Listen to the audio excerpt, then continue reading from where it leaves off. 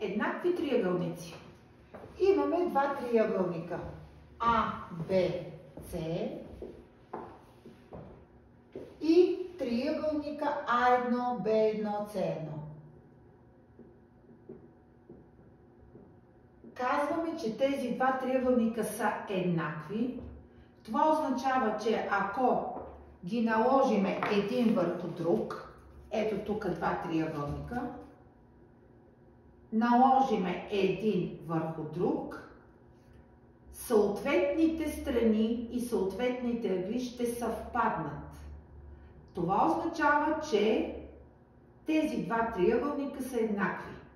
Или, като ги наложиме, виждате ли как се получава един триъгълник? Няма разлика между двата триъгълника. Тоест, когато имаш два еднакви, ти трябва да имаш три съответно равни страни и три съответно равни ъгли. Как се записват еднаквите триъгълници? Знака за еднаквост е равенство и отгоре една вълничка. Записваме, че този триъгълник е еднакъв на ето този триъгълник. Записвайки, че триъгълник АБЦ е еднакъв на триъгълник А1, Б1, С1, ние извличаме информация за трите страни и трите ъгъла. Задължително записваме 1, 2, 3, 1, 2, 3, защото имаме 6 равни елемента. Имаме трите ъгъла. Ъгъл А е равен на ъгъл А1. Двата триъгълника са отделно, така че аз мога да записвам ъглите и с една буква, и с трите букви. В случая ще използвам да го запиша с трите букви. Записвам и маркирам. Този ъгъл е равен на този ъгъл. Алфа, алфа. Обязателно се записва буквичка. Ако имаме градуси, градус. След това имаме ъгъл Б равно на ъгъл Б1 да отговаря на бета. Бета, бета. Ъгъл С равно на ъгъл С1 равно на гама. Гама, гама. И виждате, знаците трябва да бъдат различни според съответните дъги. Освен равните ъгли, ние имаме какво и равни страни. АБ е равна на А1, Б1. Както е записано, трябва да внимаваме. Срещу равният ъгъл срещу С, АБ, отбелязваме с малката буквичка С и тук е с малката буквичка С. След това БЦ е равно на Б1, С1. БЦ лежи срещу А, значи малката буквичка А, малката буквичка А. Ако имаме дължини, записваме дължини. И АЦ равна на А1, С1 с малката буквичка Б, защото лежи срещу страната Б. Това се записва. Това означава, че имаме ли еднакви триъгълници, аз имам равни ъгли, равни страни, от тук равни обиколки, равни съответни височини, равни съответни медиани, равни съответни ъглополовящи и съответно равни съответни лица. Какви задачи се решават деца? Първо, ако имаме еднакви, ние ще искаме съответни елементи, съответни страни или ъгли или така нататък. Ето, примерно, имаме два триъгълника. Обърнете внимание, че те са отделни един от друг. Това е много важно, защото могат да имат и общи елементи. М, Н, П. Казано е, че тези два триъгълника са еднакви. Да откриеме ъглите и да откриеме страните, ако едната страна, да кажем АБ, към БЦ, към АЦ, обърнете внимание страните, се отнасят както 1, към 2 към 3. И обиколката на триъгълника ABC е равна на 30 см. Това означава, че ти трябва да откриеш страните на ABC и респективно страните на МНП. И знам, че триъгълника ABC е еднакъв на триъгълника МНП. Щом имам тези два еднакви триъгълника, това означава, че този ъгъл е равен на този ъгъл. Нека този ъгъл да бъде 42 градуса. Тогава веднага ъгъл М ще бъде 42 градуса. Ъгъл М да бъде 78 градуса. От еднаквостта веднага следва, че М ще бъде 78 градуса. От сбора на трите ъгъла до 180 откриваме, че ъгъл С и ъгъл П ще бъдат по 60 градуса, защото се допълват до 180. И ето така откриваме ъглите. Сега за страните. Знам, че АБ лежи срещу 60. Срещу равни ъгли лежат равни страни. Значи от другия триъгълник МН също ще отговаря на 60 и тъй като имаме пропорция, това ще бъде 1 хикс. БЦ лежи срещу 42 градуса, НП също лежи срещу 42 градуса. Отговаря на две части, значи ще бъде 2 хикс. 3 хикс и 3 хикс ще бъдат съответно страните АЦ и МП. Обиколката е хикс плюс 2 пъти хикс плюс 3 пъти хикс е равно на 30. 6 пъти хикс е 30, което означава, че хикс ще бъде 5. Или АБ ще бъде 5 см, респективно МН ще бъде 5 см. БЦ ще бъде 10 см, респективно ПН ще бъде 10 см, АЦ ще бъде 15 см и респективно МП ще бъде 15 см. И така откривам и ъгли, и страни, вследствие това, че имам обиколката. Ако имам височината, мога да открия и лицето, но височините трябва да бъдат равни към съответните страни и оттам мога да открия лицата. Това е ако имаме еднакви триъгълници. Въпросът е как се доказват еднакви триъгълници. Нямаш еднакви, трябва да ги докажеш. За тази цел използваме признаците за еднаквост. Признаците за еднаквост са 4. Както имате координатите или квадрантите в координатната система. Първи квадрант, втори, трети и четвърти. Първи квадрант, като чуеме, координатите на точките са положителни. По абсциса и по ордината. Ако имаш и, няма мърдане. Това е. Във втори квадрант координатите на точката по хикс е минус, по y е плюс и при тази ситуация тази точка се намира във втори квадрант. И така боравиме с останалите квадранти. По същият начин и с признаците. Първи, втори, трети и четвърти са дадени по този вид, по който трябва да ги разпознаваш. Ако не е дадено това, което отговаря на този признак, значи това не е признак. За да имате признаци за еднаквост, винаги гледаш три елемента, като задължителният елемент задължително е страна. Без страна няма признаци. Нямаш еднакви триъгълници по три ъгъла. И ето го първи признак. Първи признак е страна-страна, страна-страна и третият елемент е ъгъл, заключен между тези две страни. Значи две страни и ъгъл заключен между тях. Все едно на принципа на ножицата. Ето, страна, страна и ъгъл заключен. Три елемента. Вторият признак е най-често използван, защото при него е достатъчно да имаш само една страна и два съответно равни ъгли. Но по принцип, когато имаш два съответно равни ъгъла, ти веднага откриваш и третия до 180, така че при втори признак много често гледаш страната и реално ти откриваш 3 съответно равни ъгли.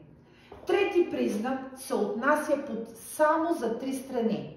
Ето, тук не е необходимо да търсиш ъгъл. Затова казвам, винаги трябва да знаете, се започва от страна.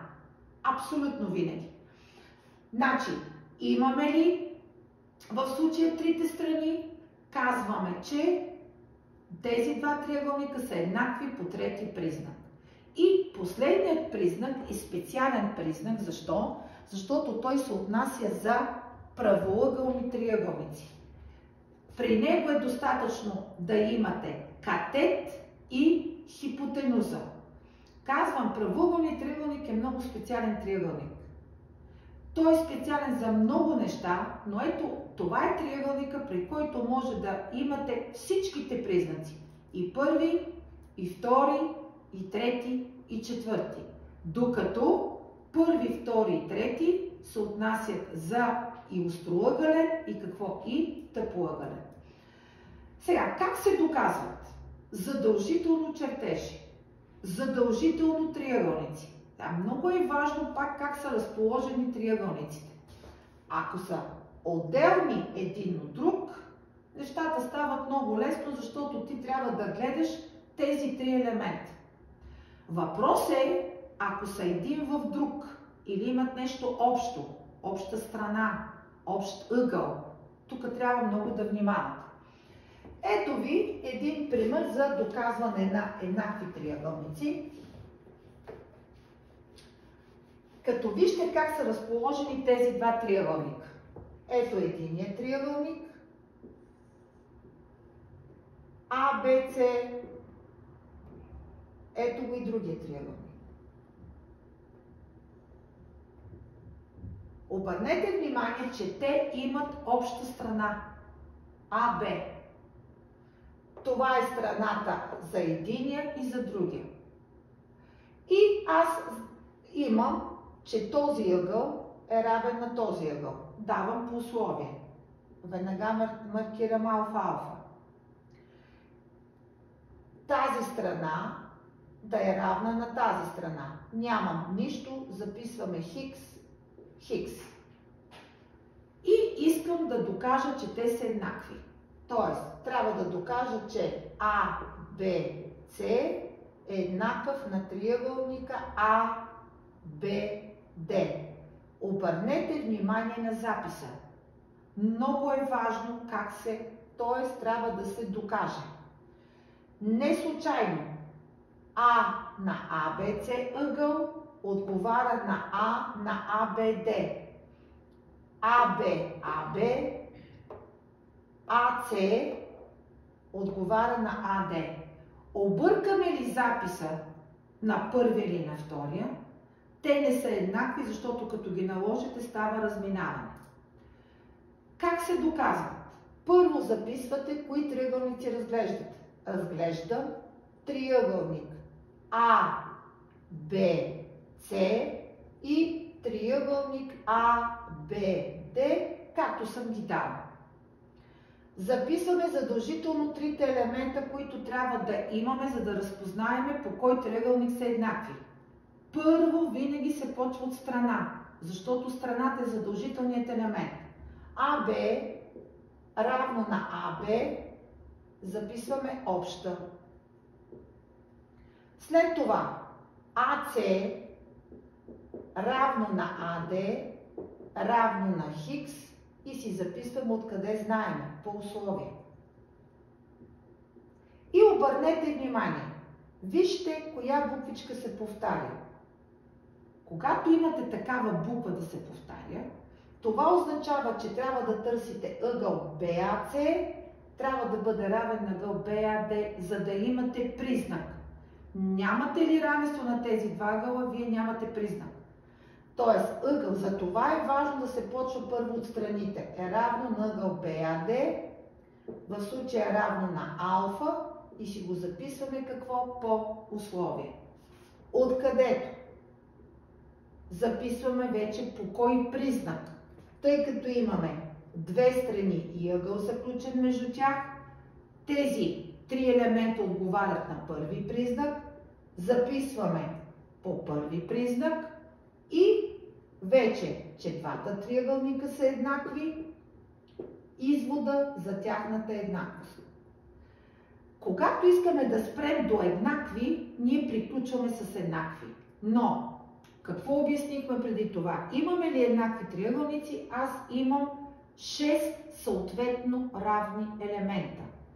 Тоест, аз имам 3 готови, мога да открия останалите 3, стига да се иска в задачата. Тоест, записваш това, което не си маркирал.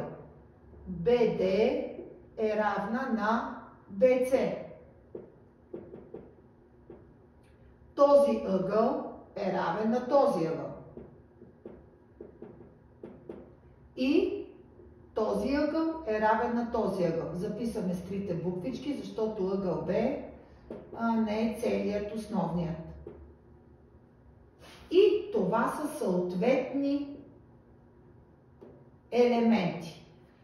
В зависимост от задачите може да се искат само еднакви, но може да се искат допълнителни неща, които ние трябва да открием. Ето ви един пример на задача, при която имаме две прави, пресечени. Това да е А, това да е Б, това да е С и това да е Д в точка О. И е казано, че О е среда на АБ, О е среда на ДЦ. Отново прословутите панделки. И искам да докажа, че тази права е успоредна на тази права. В случая аз не казвам кои триъгълници трябва да разгледам. Но за да открия, че две прави са успоредни, аз трябва да открия равни ъгли, равни, кръстни, равни съответни и евентуално прилежащи до 180 градуса. Това означава, че за да открия нещо равно, като ъгли, аз трябва да ги вкарам в триъгълници. Винаги съм ви казала, гледайте точките. Точките ви определят триъгълниците. Ето го единия триъгълник и ето го другия. Кое не съм маркирала? Равните ъгли. Не забравяйте, имате винаги готови равни ъгли при пресичане на две прави. Противоположни равни, съседни се допълват до 180, така че това го имате задължително. Тук го нямаме, затова го даваме. Тук го имаме, затова няма да го дадем, вие трябва да го откриете. И сега отново си записваме кои триъгълници разглеждаме. Разглеждам триъгълник АОД и внимание, вече нямам подсказка кои да разгледам. Тук трябва да внимавам. Съобразявам се от равното. АО трябва да е равно на БО и то е равно на БО. Това означава, че трябва да почна с БОЦ. Много внимавайте. Това е изключително важно. Записваме си отново. Почваме си от равните страни. Отново си записвам откъде знаем по условие. Отново си записваме по условие. И отново обръщам внимание на ъгъла, който се повтаря. Ъгъл АОД е равно на ъгъл БОЦ, но в случая пишеме връхни или противоположни. И пак, следователно, отново отговаря на първи признак, отново записваме, че тези два триъгълника са еднакви и сега вече задължително трябва да си издърпам другите три елемента, за да открия това, което ми трябва. За да ви докажа, че са прави, аз трябва, че са успоредни, трябва да открия ъгли. И ето, виждам, че този ъгъл вече е равен на този ъгъл като съответни елементи. Ама тези два ъгъла са кръстни. Равни и вече може да направим извода, че са успоредни. Аналогично се правят и за другите два ъгъла. Но това всичко се записва. Първо си записвате страните, за да ги изчистите. И вече ето, А отговаря на Б. Д отговаря на С. Ако запиша грешно, аз вече ще получа разминаване. Тези два ъгъла се явяват кръстни. Следователно по теорема АД, обърнете внимание, успоредна на БЦ, пресечена с правата А, защото трябва да имам образуването на ъгъл А и Б, пресечено с правата АБ. Може да си запишете и за другите ъгли. Те също ще се явяват кръстни, само че ще бъдат пресечени с правата ДЦ. И ще ви покажа още една задача, при която имаме два триъгълника начертани и това са основни, са отделни. Ето ви го единия, ето го и другия.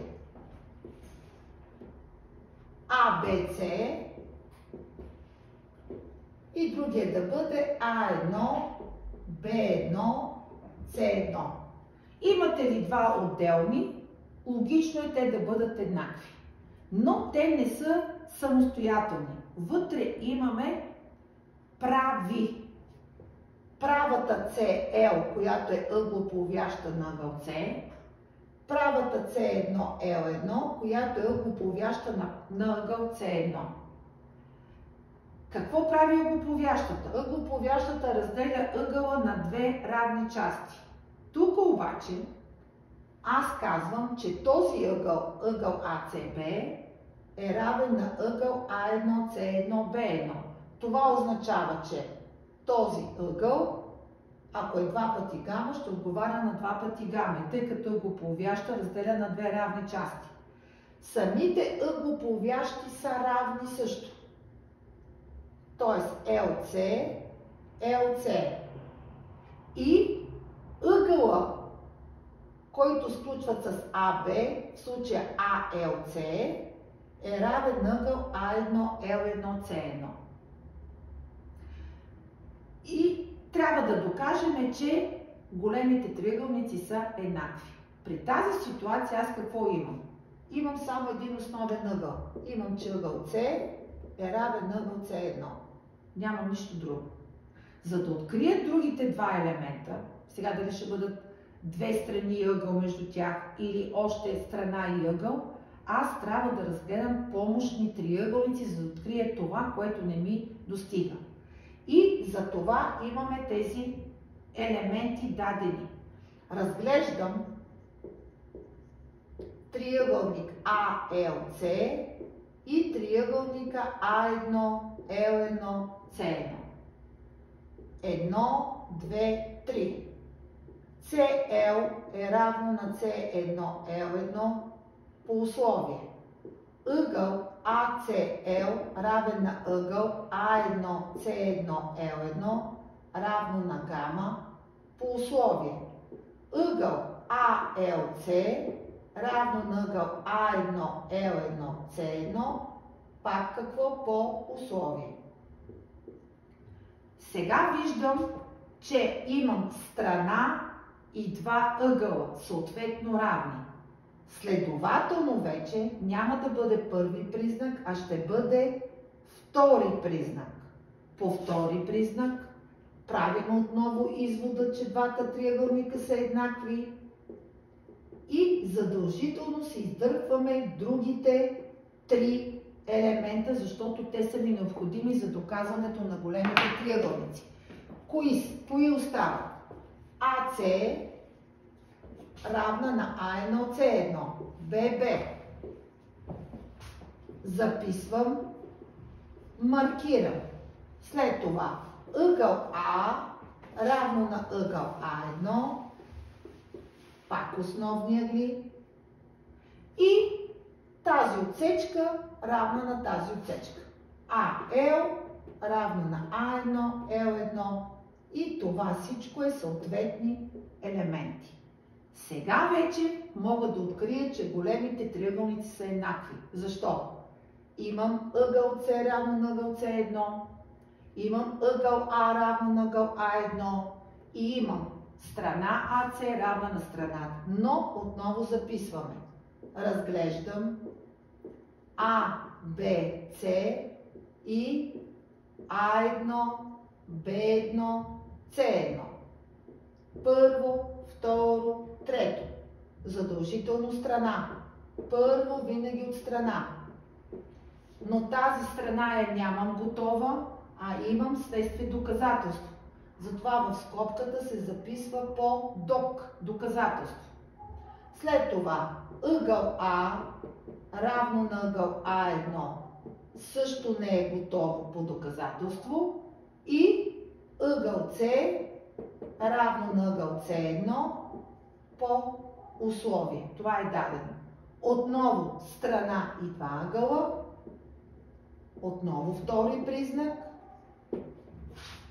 и правиме извода, че двата триъгълници са еднакви. Спираме до тук, защото се иска да бъдат еднакви. Така че, много е важно как записвате, как отбелязвате задължително, записвайки елементите, откривате признаците и оттам нататък каквото се иска допълнително се съобразявате с условието на задачата.